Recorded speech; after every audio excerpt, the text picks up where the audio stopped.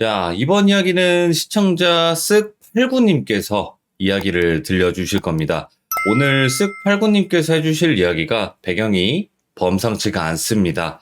어떻게 보면 뭔가 무속 쪽이랑 연관도 있을 거고, 그리고 좀 불교 쪽과도 연관이 있을 것 같은데, 오늘 이야기는 아마도 정말 또 말씀하시기 힘들었던 그런 내용이 아니었을까 생각이 듭니다. 바로 한번 이야기를 들어보도록 할게요.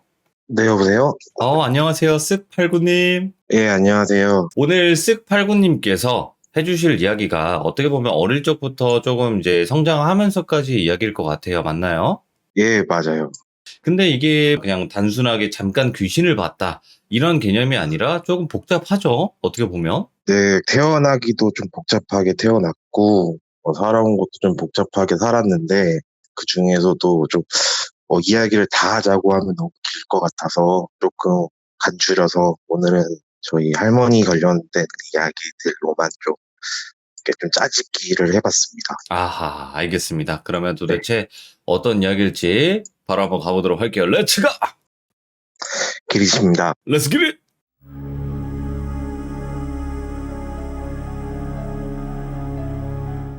이 이야기는 한 9살 때부터 지금 30 중반인데 지금까지의 이야기를 약간 짜집기를 했고요. 그 중에 할머니에 관련된 이야기들만 짜집기를 했습니다. 먼저 저는 어머니가 두 분이에요. 어? 아버지께서 저를 이제 혼외 자식으로 낳으셨고요. 어머니가 저를 낳다가 이제 돌아가셨어요. 예. 그래서 지금 어머니는 친어머니는 아니시고 이제 저를 그 이후부터 이제 받아들여 주셔서 저를 친자식처럼 잘 길러 주셨고요. 지금 여기서 제가 그냥 외할머니라고 말하는 건 절 낳아주신 친어머니의 어머니가 아니고 지금 어머니의 어머니 이야기입니다. 예, 좀 복잡하긴 한데 이제 좀 그런 가정사가 있으셨구나. 예. 근데 또 이게 집안의 종교가 좀 또 복잡해요. 친가는 옛날부터 절에 공양 드리고 절에 이렇게 기도 많이 하시던 집안이고 저를 낳아주신 친어머니는 이제 대대로 무당 집안이셨고 예. 지금 어머니의 아버지가 제 외할아버지는 목사님이셨어요. 되게 이어지기 힘든 집안들끼리 잘 이렇게 이어졌는데 지금 외할머니께서 쭉 저를 이뻐하셨어요. 다른 손자들보다. 예. 근데 그중에 어릴 적 기억에 남는 이야기를 하나 하면 지금처럼 되게 더운 여름이었는데 낮에 이제 선풍기 앞에서 할머니 무릎에 이렇게 누워 있었고 할머니 이렇게 머리를 쓰다듬어 주고 계셨는데 갑자기 막 불쌍하다고 얘는 어째 살아야겠노 이러면서 막 우셨거든요. 오, 갑자기요? 근데 할머니가 꼭 살려줄게 이러면서 막 우셨는데 예. 그때 기억이 되게 강렬하게 남아 있어요. 그러다가 제가 9살쯤에 할머니께서 간암 판정을 받으셨고 손 쓸 새도 없이 너무 악화가 되셔가지고 병원에서 입원해 계시다가 이제 고향으로 내려가셔서 임종은 고향에서 보내시는 게 어떻겠냐라는 병원의 권유로 고향으로 내려가셔서 지내고 계시다 갑자기 악화가 되셔가지고 저희 가족들이 이제 어머니 고향으로 내려갔던 거죠. 예. 그날 밤에 꿈을 꾸는데 할머니께서 이렇게 방에 자고 있는데 할머니께서 방에는 안 들어오시고 대청마루에서 저렇게 부르시는 거예요. 예. 스가 스가 이렇게 막 부르시는 거예요. 그래서 뭐지? 하고 딱 일어나서 시계를 봤는데 2시 반인 거예요. 초침은 안 들어가고 있었고 2시 반에 딱 가리키고 있는 거예요. 그래서 뭐지? 하고 문을 열었는데 앞에서 옛날 할머니들 옥색 한복 하시죠? 와, 옛날 한복. 예. 네, 그 한복을 입으시고 저를 이렇게 부르시는 거예요. 부르시더니 제가 방을 나가니까 갑자기 되게 빠른 걸음으로 막 어디를 가시는 거예요. 어머니 고향이 이제 바닷가 쪽이셔서 해변 쪽으로 데려가시는데 이렇게 막 숨가쁘게 뛰어야 따라갈 수 있는 속도로 막 가시는 거예요. 딱 바닷가에 도착했는데 거기에 배가 한 대 대져 있더니 어떤 사공이 타고 있고 거기 배에 딱 올라타시자마자 배가 출발을 하는 거예요. 저를 안 기다려주고. 예. 저 멀리서 본 할머니가 저한테 이렇게 손짓하는 거 있죠. 오라는 손짓을 막 하시는 거예요. 그래서 뭐지? 하고 바다에 막 들어갔어요. 들어가서 할머니를 딱 보고 있는데 할머니가 갑자기 막 온화한 표정을 짓고 계시던 할머니가 갑자기 막 되게 무서운 표정을 지으시더니 잠에서 깼어요. 예. 그리고 그때 기억에는 그 사공이 완전 검정색이 아니었고 약간 노란빛이 돌았다 그래야 되나? 그 배 전체에 약간 노란빛이 돌았어요. 예. 그렇게 깼는데 다음날 이제 형제들이랑 같이 막 운동장 나가서 놀고 있는데 한 2시 반쯤에 아버지가 저희를 데리고 오셨고 할머니가 돌아가셨다는 거예요. 그래서 나중에 생각을 해봤는데 그 손짓을 한 게 이리 오라는 손짓이 아니고 가라는 손짓이었던 것 같아요. 그런데도 오니까 표정 안 좋게 지으셨던 것 같고 예. 할머니가 돌아가시고 3일장을 하잖아요. 3일장이 끝나는 날, 그때는 옛날 되게 옛날이어가지고 장례식도 집에서 했었거든요. 예. 집에서 하고 이제 시골이다 보니까 상여도 직접 운반하고 막 그런 시대였어요. 너무 나이가 많이 들어 보이긴 하는데 그런 때여서 네. 그때 이제 상여를 봤는데 상여 일행이 사람도 많았는데 사람보다 귀신이 더 많은 거예요. 오? 막 상여에 귀신들이 막 매달려 있고 예. 낮이었는데도 약간 이 황체가 막 사람이다 귀신이다 이런 느낌이 아니고 실루엣만 딱 보이는 느낌, 그 느낌에 뭔가 안 보이는데 누가 말해준 것도 아닌데 남잔지 여잔지 뭐 나이가 든 사람인지 젊은 사람인지를 직감으로 알 수 있는 거예요. 예. 그때 처음 귀신을 봤어요. 그전엔 한 번도 못 보다가 그때 처음 귀신을 보고 어릴 예. 적이었으니까 할머니가 돌아가셨다라는 거에 대해서 인지를 못했었던 것 같아요. 그냥 할머니가 아프셨는데 뭐 어떤 그런 행사? 약간 이런 느낌으로만 받아들였지 잘 모르다가 뭐 한 달 정도 지났는데 인지가 되기 시작하는 거예요. 할머니가 돌아가셨다는 게 인지가 되면서 그때부터 몸이 너무 아팠어요. 네. 열도 엄청 많이 심하고 사람이 열이 심하면 손끝부터 저리면서 힘이 하나도 없어요. 그 상태에서 움직이지도 못하고 있었는데 병원에 갔더니 뇌수막염이라는 거예요. 되게 위험한 상태다라고 하면서 열이 막 40도 가까이 올라가고 그랬었는데 그때 이제 아버지 대학 동기분 중에 가장 친했던 분이 돌아가셨다는 부고가 온 거예요. 예. 저는 아파서 누워있고 부모님은 장례식장을 가셨어요. 그리고 저는 거실에 누워있고 형제들은 각자 방에 자고 있었고 부모님은 안 계셨는데 거실에 누워있다가 이 꿈인지 실제인지는 모르겠는데 할머니가 나타나셔서는 머리를 막 쓰다듬으면서 아가 네가 막아야 된다, 아가 네가 막아야 된다 막 이런 이야기를 계속 하시는 거예요. 막아야 된다? 네. 그러다가 기절을 했어요. 기절을 했는데 꿈속에서 약간 물속 같은 느낌이었어요. 움직이기 불편하고 저항도 심하고 약간 뿌옇고 흙탕물처럼 그런 데였는데 거기에 부모님이랑 그 다음에 그 돌아가신 동기분 장례식장에 동기분이랑 친했던 다른 또 친구분이랑 이렇게 막 보이는 거예요. 예. 보이면서 이제 아버지랑 그 돌아가셨던 분이랑 친구분이랑 세 분이 지나셨는데 그분이 이제 어머니 손을 잡으시더니 재수씨 이대로 집에 가도 못 잘 것 같은데 어디 가서 한 잔 더 하고 가자고 막 권유하시는 모습이 보이는 거예요. 근데 그 주변에 약간 아까 말씀드린 그 실루엣들이 막 보이면서 톤이 지금 목소리보다 한 2톤 정도 높았어요. 막 끼끼끼끼끼끼끼 막 이런 소리 있잖아요. 어머, 예. 그런 소리로 막 웃는 소리가 막 들리고 막 제잘제잘거리는 소리가 막 들리는 웅성웅성한 느낌 있잖아요. 그런 느낌이 막 들어서 자다가 깼는데 이거는 부모님한테 전화를 해야 될 것 같은 거예요. 어린 데도 약간 직감처럼 전화를 해서 너무 몸이 아프다고 나 죽을 것 같다고 막 해서 빨리 오라고 막 그렇게 했더니 부모님은 바로 집으로 오셨어요. 집으로 오시고 그날 새벽에 그 친구분이 집에 가시는 길에 음주운전을 하시다 돌아가셨고 그 차에 만약에 부모님 타고 계셨으면 같이 돌아가셨을 수도 있는 상황이었던 거예요. 예. 이제 제가 봤던 상황이랑 거의 비슷한 상황을 말씀하시면서 제가 딱 알겠다 가자라고 하려고 하는 순간에 전화가 와서 안 가셨대요. 예. 그런 일이 있었고 그 이후로 그때가 10살 이 정도였는데 초등학교 때 이제 집에 가는 길에 무당집이 하나 있었어요. 예. 무당집이 되게 막 화려하고 막 이러니까 그 앞에서 그냥 기웃기웃거리고 그랬었는데 거기 앞에서 분홍색 레이스 옷을 입은 어떤 여자가 저한테 자기는 선녀라고 내가 네 부모도 달렸고 너도 달렸으니까 지금은 아니어도 언젠가는 나를 네가 모셔야 된다 막 이런 식으로 막 이야기를 하는 거예요.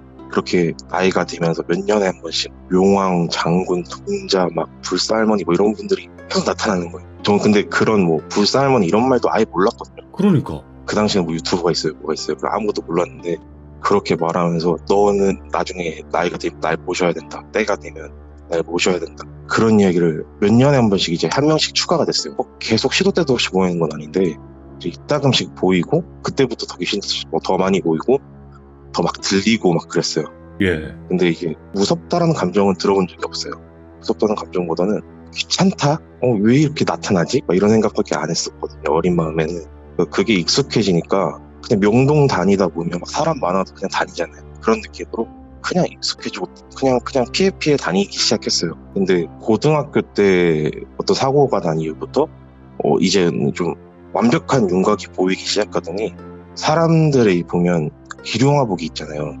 그중에 길이랑 복은 안 보이고 안 좋은 일만 계속 보이는 거예요. 흉만. 네, 흉이랑 화만. 근데 이게 느낌이 어떤 느낌이냐면요. 누가 옆에서 제잘거리거나 이런 게 아니에요. 그냥 옛날에 읽었던 책 중에 어떤 대목이 기억나는 것처럼 어떤 사람이 보면 어떤 게 딱 떠오르고 그냥 이런 일이 있었던 것 같기도 하고 이런 일이 있을 것 같기도 한데 제가 그 이야기를 해주든 안 해주든 무슨 그 일이 무조건 일어나요. 아, 맨 처음에는 얘기를 안 해봤는데 일어났어요. 네. 그런 일들이. 근데 그거를 말을 해주고 조심해라고 해도 일어났어요. 그게 무조건 일어날 일이었던 것만 보이는. 네. 그러다가 그런 것 때문에 더 이상 말 또 안 하고 사람들이랑 말 섞기도 힘들고 약간 아웃사이더로 살았거든요. 그때부터. 네. 그리고 대학생이 되고 자취를 시작했는데 하필이면 거기가 큰 병원에 보면 장례식장이 같이 있잖아요. 네. 장례식장 바로 옆에 있는 집이었어요. 그 원룸이었는데 그 집에 살았는데 그때 약간 가출 비슷하게 부모님이랑 싸워가지고 자취를 시작했던 거여서 네. 부모님께 아예 지원을 못 받았어요. 돈도 별로 없고 해서 그냥 거기가 싸서 그냥 살았는데 좀 찝찝하긴 했었거든요. 계속 뭔가 맛 보이는데 장례식장은 확실히 더 보이긴 하거든요. 그래서 좀 찝찝했어도 뭐 그렇게 무서운 건 아니었으니까 그냥 살았는데 그러다가 어릴 때 그 뇌수막염 왔던 것처럼 어느 날 갑자기 열이 막 나면서 아무것도 못하고 그냥 누워만 있어야 되는 만큼 아팠던 적이 있었어요. 네. 그러다가 기절을 했는데 침대 밑에 보면 이제 TV가 있었거든요. 그 TV랑 침대 사이에 공간이 조금 있었어요. 사람 한 명 들어갈 공간이 있는데 거기에 검정색 도포를 입고 보통 이제 저승사자라고 하면 이렇게 갓을 쓰고 있잖아요. 이렇게 망나니처럼 이렇게 머리를 막 산발을 한 저승사자가 나타나더니 아무 말을 안 하고 저보면서 계속 되게 소름 돋게 웃고 있는 거예요. 예. 몸은 못 움직이는 가위 눌린 상태였고 갑자기 뭘 말하는데 어떤 식으로 말하냐면 뭐 기사년 몇월 몇 년생 김가 뭐 누구누구 임진년 몇월 며칠 사망 이런 식으로 계속 이야기를 하는 거예요. 그러다가 기사년 몇월 몇 년생 제 이름이 나오면서 그 애가 임진년이었거든요. 임진년 몇월 며칠 이렇게 이야기를 하는 거예요. 명부다, 명부 이거. 그러다가 죽을 날짜 며칠만 남은 상태에서 갑자기 뒤에서 할머니 목소리가 들리면서 그 저승사자 등을 딱 때리는 거예요. 때리면서 막 야 이놈아 얘는 안 된다 이 불쌍한 애를 어째 데려가려고 하냐 막 이러면서 때리시는 거예요. 예. 때리시는데 그 옆에 그때 사공으로 봤던 그 아저씨가 같이 서 있는 거예요. 약간 노란 색깔 도는 그 아저씨가. 그러더니 저승사자인지 귀신인지 뭔지 모르는데 그 존재가 할머니를 쓱 보더니 사라지는 거예요. 예. 그리고 이제 누워있는 저를 막 이렇게 쓰다듬어 주시면서 이제 됐다 이제 안 아플 끼다 막 이러면서 정신을 차렸더니 몸이 나았어요. 막 완전 이야. 깨어나게 낫진 않았지만 그래도 그때부터 낫기 시작했는데 그때는 진짜 죽는 줄 알았거든요. 약간 현실과 막 그런 영적 세계 어느 선까지 갔다 온 느낌이었어요. 근데 그때부터 아까 기룡화복 중에 흉화마 보인다고 했잖아요. 예. 그게 너무 명확하게 보이는 거예요. 이제 원래는 뭐 3일밖에 안 보였다. 그러면 이제 막 한 달, 두 달. 근데 그때부터 약간 제 의지가 아닌 일들이 좀 벌어지기 시작했어요. 무슨 방언 터지듯이 이제 제가 말하기 싫어도 남의 미래를 막 주저주저 말한다거나 그러다 보니까 모르는 사람도 와서 막 복채주면서 누구한테 소개받고 왔다 이런 식으로 있잖아요. 뭐 어디 광고 같은 것도 안 했거든요. 그냥 누구 건 말해줬는데 맞아가지고 그 옆에 있던 사람이 찾아오고 막 이런 일들이 막 생기는 거예요. 그러다 보니까 저도 모르게 정신 차리면 막 사과랑 배랑 이런 거 해가지고 제사상 차리고 있고 집에 예. 막 향 붙이다가 정신 차리고 그런 일이 되게 많았어요. 막 제가 막 일주일씩 기억이 없는데 정신 차려봤더니 이상한 짓 하고 있고 어디 산에 들어가 있고 막 와. 바다가 있고 막 이런 경우가 되게 많았어요. 그래가지고 와 이러다 진짜 큰일 나겠다 싶어가지고 집 밖을 안 나갔어요.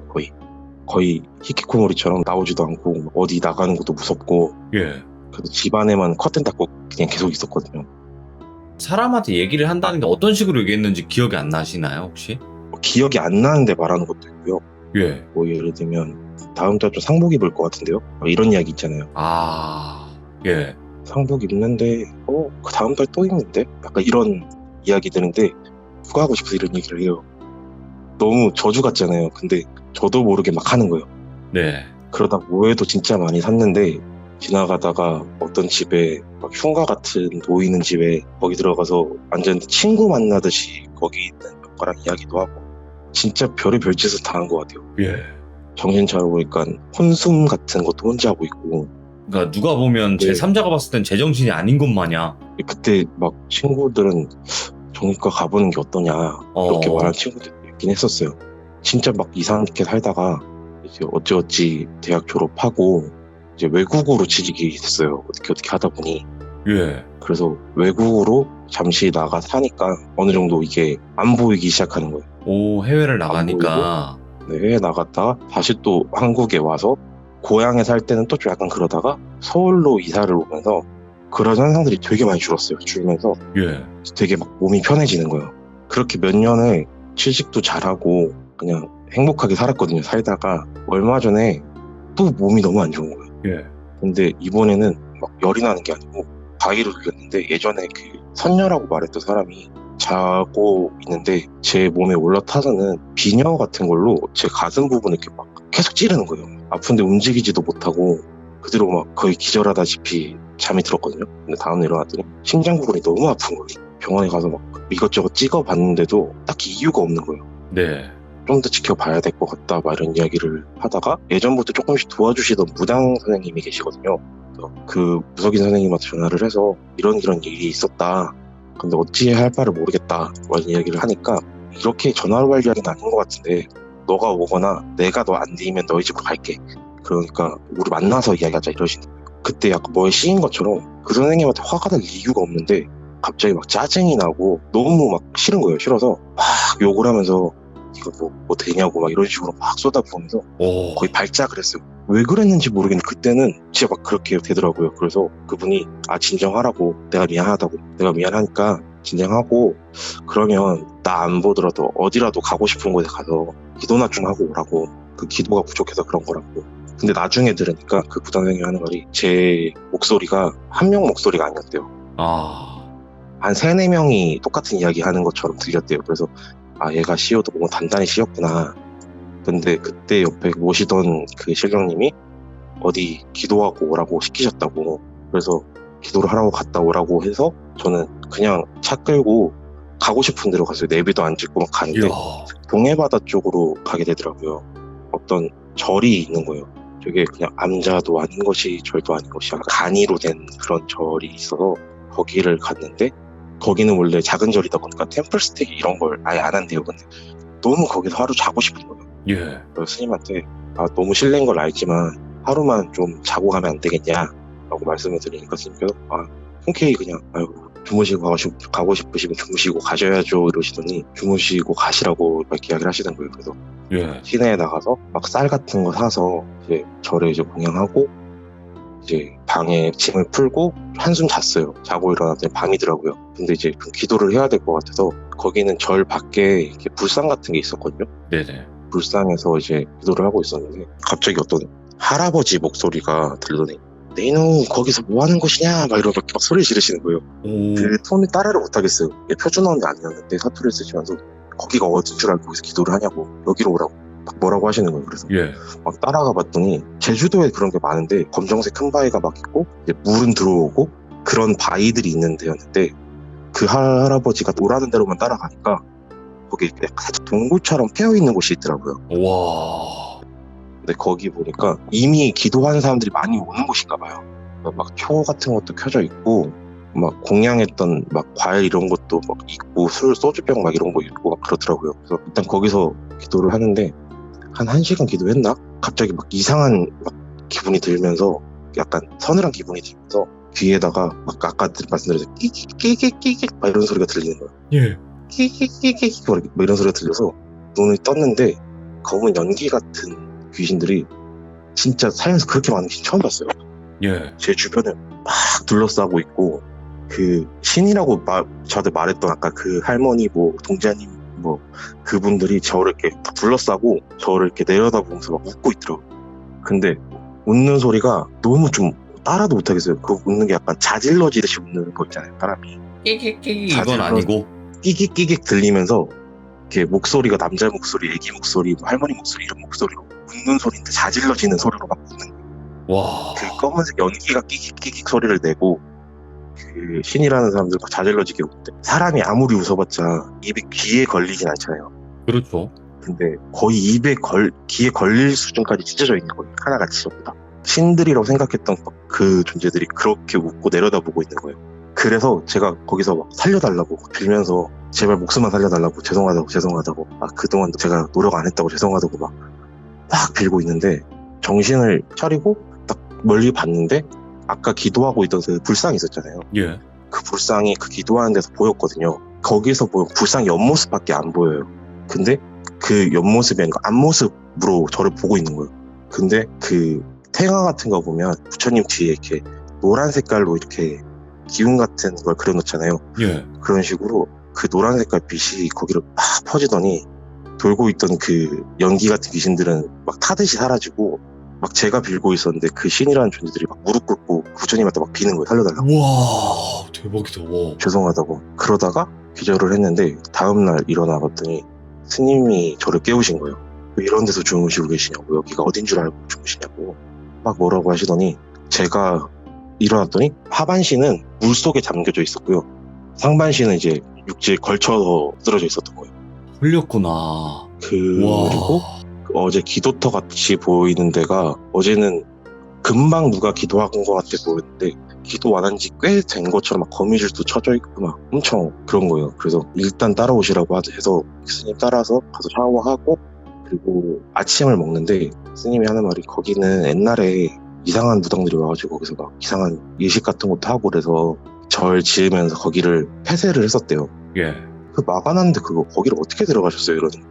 근데 전 그런 기억이 없거든요. 그냥 산책로처럼 이어진 길이었다고 생각을 했고 막아놓은 거 못 봤는데요. 뭐 이렇게 이야기를 하다가 약간 뭔가 홀리신 것 같으니까 일단 좀 쉬시다가 가셔라 이런 이야기를 해서 일단 스님한테 감사하다고 하고 아침 먹고 좀 쉬다가 이제 서울로 다시 가려고 차를 끌고 가고 있는데 가는 길에 어떤 샛길이 있는데 샛길로 가고 싶은 거예요. 또. 아. 기분이. 네.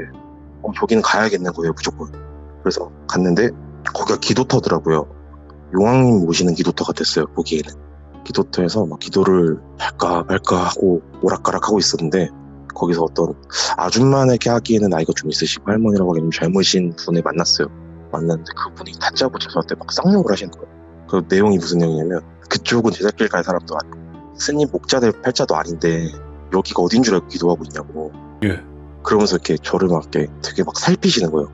아무 말도 안 하시고 한 5분 이렇게 보시더니 하시는 말씀이 약간 경상도 사투리를 쓰셨어요. 아이고 새 집안에서 그리 본인한테 공을 들였는데 그렇게 빌었는데도 어찌하면 이리 기운이 탁하노 막 이러시는 거예요. 와. 그러더니 그분이 제 뒤로 인사를 하시는 거예요. 네. 인사를 하시면서 아이고 본인 자손도 아닌데 뭐 이리 챙기고 계십니까? 막 이럴 때 하시더니 제 뒤로 절도 하시는 거예요. 저를 3번을 하시면서 아이고 이렇게 귀하신 분이 여기까지 어찌 오셨습니까? 막 이런 얘기 막 하시는 거예요. 하시더니 저를 딱 째려보시더니 저를 막 등짝을 막 때리면서 니 그렇게 죽고 싶더나 그렇게 죽고 싶으면 내 손에 죽어라 막 이러면서 막 때리시는 거예요. 아이고. 진짜 아프게 맞았어요. 아프게 보이는데 그러면서 하시는 말씀이 뒤에 목빛 한복 입은 할머니가 보이는데 그 할머니가 누구냐 이러시는 거예요. 본인 할머니는 아닌 것 같은데 어떤 분이시길래 부처님이랑 같이 와서 이렇게 계시냐고 이야기하시는 거예요. 근데 제가 알고 있는 할머니 중에 목빛 한복 입은 할머니는 저희 할머니밖에 없거든요. 그러니까. 예.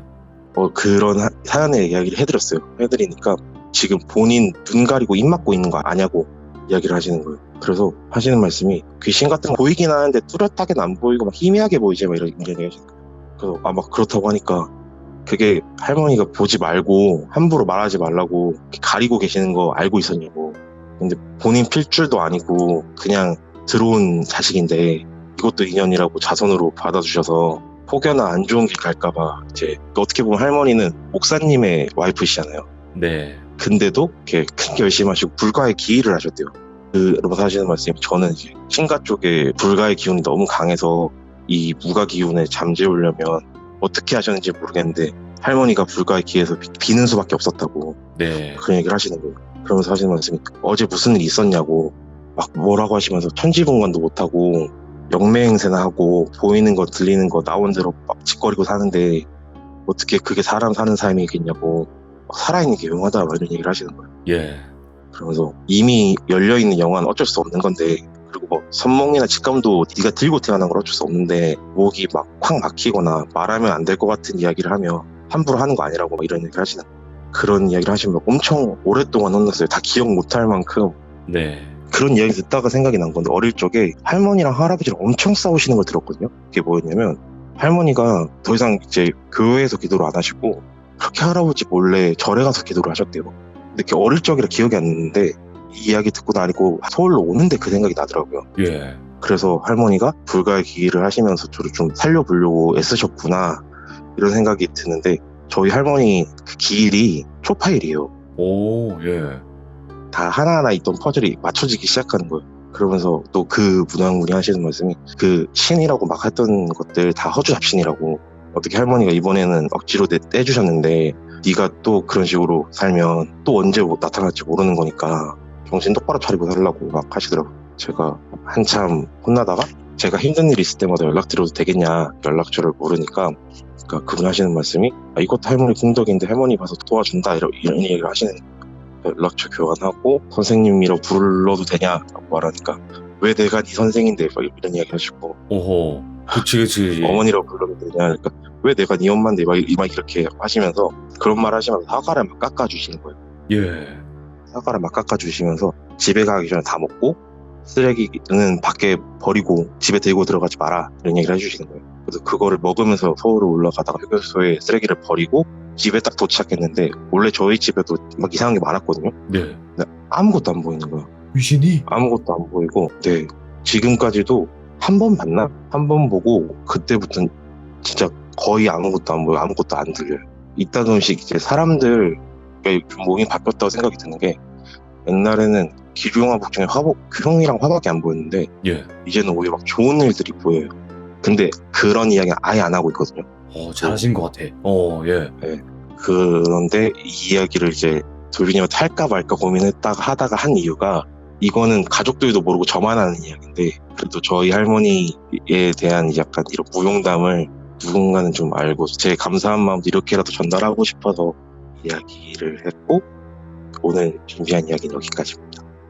그러니까 지금 정리를 한번 해보자면, 지금 네. 그 할머님은 어떻게 보면 피가 섞인 그런 할머님은 아니시지만, 누구보다 진짜 친손주만큼 아끼셨던 분이시고, 결국에는 돌아가셨지만, 소령으로 네. 계신 거잖아요, 지금. 네, 맞아요. 야, 이런 이야기를 어떻게 보면 처음이죠. 부처님까지 등장을 했던 이야기는요. 저도 아무리 생각을 해도 너무 기괴한 거예요, 이야기가. 예. 네. 이게 어떻게 보면 누군가에게는 뭐야, 뭐 전설의 고향이야? 뭐 이럴 수도 있겠지만, 진짜 이런 걸 겪은 사람인데, 이거를 이제 공포방송이나 이런 거를 많이 들어보신 분들조차도, 응? 이렇게 할 수 있는 내용인데, 이거를 누구한테 얘기를 했겠냐고요. 그러니까 이거 준비하면서 제일 고민했던 게 그거였어요. 뭔가 저한테는 진짜 있었던 이야기고, 뭐 저 혼자만의 착각일 수도 있는데, 네네. 누구한테 말하기도 너무 이상하고, 말하다가 욕먹는 거 아닌가, 이런 생각도 좀 들고. 그래도 있었던 이야기 솔직하게 다 말하고, 제 뒤에 계실 거 아니에요. 네. 손주가 이렇게 할머니한테 감사해 한다, 본인 입으로 말한다는 건 좀 다른 이야기니까, 마음으로 생각하는 거라면 그 이야기를 꼭 하고 싶었어요. 쓱89님에게 한번 이제 말씀을 드리고 싶었던 거는, 무당이 될 네. 팔자가 아니라는 걸 확실히 아셨다면 절대 좋은 일이든 나쁜 일이든 언급을 안 하시는 게 맞죠. 사실은 그게 보인다고 네, 맞아요. 한들, 저는 이렇게 생각해요. 나쁜 일을 얘기해도 욕을 먹지만 좋은 일만 얘기해도 욕 먹어요, 사실. 예, 맞아요. 남의 이야기를 본인 대로 말하는 건 결코 좋은 것만은 아닌 것 같아요. 네, 어떻게든 좋은 걸 얘기해도 욕을 먹고요, 나쁜 걸 얘기해도 뭐 보이는 대로 얘기를 했고 들리는 대로 얘기를 했는데도 욕을 먹을 수밖에 없는, 그게 또 그 직업의 고충이 아닐까, 그런 생각도 들고요. 네, 맞아요.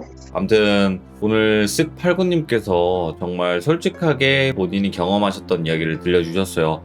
근데 모두가 믿어주지는 않을 거예요. 그건 장담해요. 하지만 그래도 아무도 안 믿었던 이야기 몇 명이라도 믿어주는 게, 그게 정말 큰 힘이거든요. 이야기 해주시는 네, 분들한테는. 진짜 감사드리고, 누군가는 본인의 이야기를 믿고 있을 거고, 충분히 이런 일이 있을 거다라고 생각을 해주실 겁니다. 89님 감사합니다. 네, 감사합니다. 고맙습니다. 네. 여러분들께 말씀드리고 싶은 건요, 예를 들어 무속이나 종교나 이런 걸 믿어라, 뭐 강요해라 이런 생각은 없어요. 근데 이런 일들도 겪은 사람들도 있는 거고, 그리고 이런 일들도 있을 수 있겠구나, 요 정도만 딱 그럴 수 있겠구나 라고 생각을 해주시는 게 가장 좋을 것 같고요. 얼마나 힘드셨겠습니까? 아까 말씀하신 것처럼 본인의 기억이 없다고 하셨어요. 일주일간 본인의 기억이 없으면 그거 만약에 내가 눈치채고 나 일주일 동안 어떻게 된 거지? 라고 생각했을 때 오는 공포가 상당할 거라 저는 생각을 하거든요. 혹시라도 이러신 분들 계시면 또 공감 많이 되실 것 같아서 또 응원 댓글 한 번씩, 화이팅하는 댓글 한 번씩 달아주시면 감사하겠습니다. 시청해주신 모든 분들 감사드립니다. 고맙습니다.